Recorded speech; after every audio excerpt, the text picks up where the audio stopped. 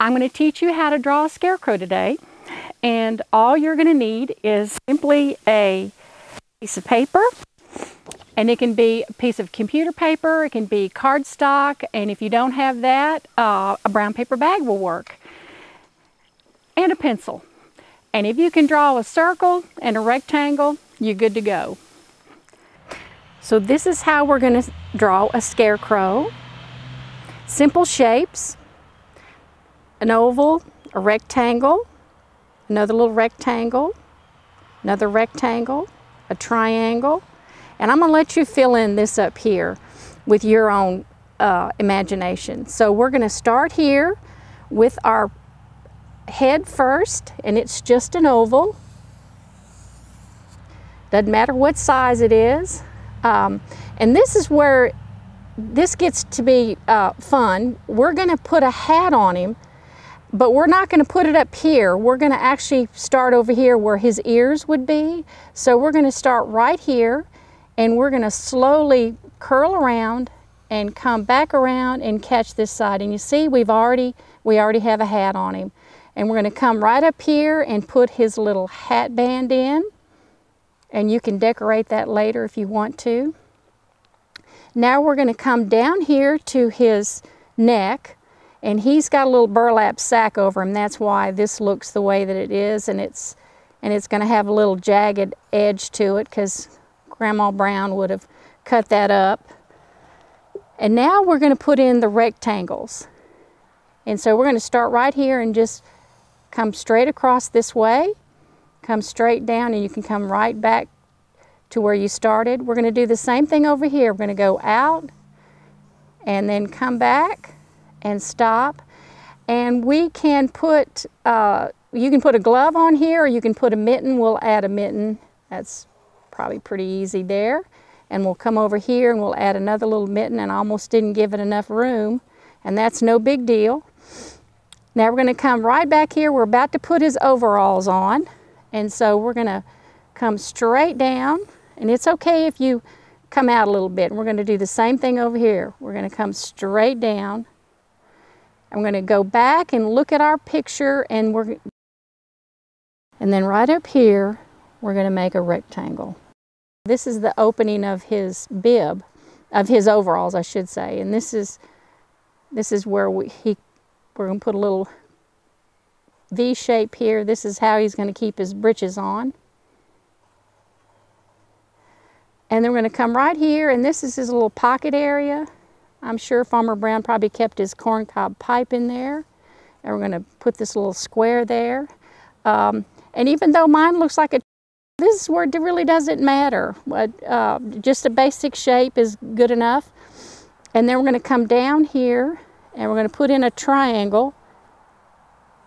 And that's the opening of his overalls. And then right down here, we're going to add a little patch, a little square that Mrs.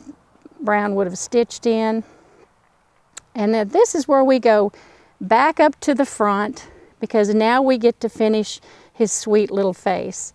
And so Mrs. Brown would have probably got out her little sewing kit and stitched a couple of buttons up there for eyes, and a smaller button for a nose, and maybe got some yarn out and stitched him a sweet little smile. Now, scarecrows don't have hair, they have straw, and that's usually just some broken lines. And you can give him some bangs, and you can also make it look like it's blowing in the wind. And you can put as much of that as you want. And this is how we're going to do the scarecrow. The rest of this is up to you. And this adding the barn gives it some depth, but you can actually add a field of sunflowers if you want to. You can just add a sun and some clouds. Whatever you want, the Scarecrow now belongs to you. Now we're going to color this in. We're going to use these watercolor pencils, and we're just going to simply lightly color, just like a colored pencil. You don't have to press down real hard either, and I'll show you why in just a minute. But you're going to color this in, and I'm coloring this a little darker here because that his little hat band would have created a little shade, a little shadow under there. And so now I'm going to switch to my yellow and put a little bit of yellow on top of it.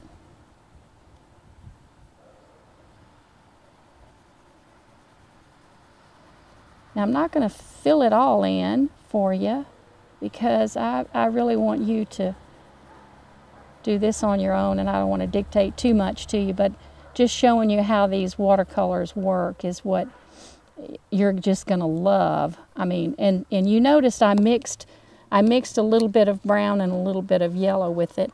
And so now I'm going to put my brush in water, and I'm just going to apply a little bit of water to it, and it's going to turn it into watercolor. And you see it's starting to mix a little bit already.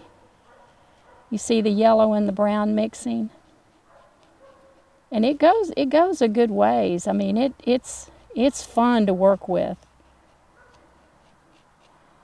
See how great that looks? That looks so pretty. And then I can do the same thing to the little burlap sack under here, because that's probably what this is. It's just like his face. But I'm putting a little bit of brown with it. And see, it doesn't matter how you color. You don't have to go in the same direction. I know when you use colored pencils, everyone likes to go in the same direction. I put a little yellow on top of that.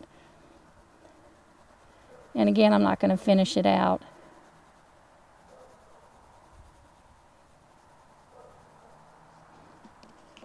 And get my brush and add a little bit of water to it.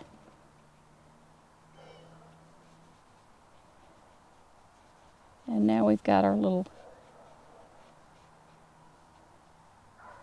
part of our Scarecrow done. And like I said, I'm going to leave the rest to you. To use your imagination, you could do coveralls however you want in a blue. And actually, you know what? You don't even have to do that. This is your art now, so you do it however you want to do it. Okay. So I'm going to leave the finished product up to you, but I wanted to share some things with you.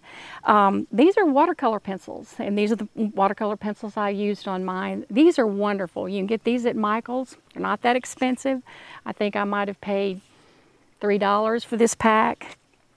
These are wonderful. Now, what doesn't come with it is a brush.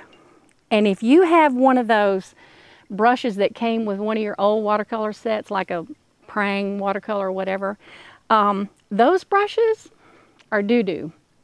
And what you need to do, if you get a brush that's in one of those little cheap, inexpensive watercolor sets, you just need to throw it away. And here's what you can do. If you draw me a Scarecrow and mail it to me, and I'll give you my address, I will mail you one of my brushes. I know this one works. It's used, but it's good, and then it'll be my gift to you. All it'll cost you is a stamp and a drawing of yours. And be sure to sign it. The other thing, depending on what you have at home, these aren't bad either.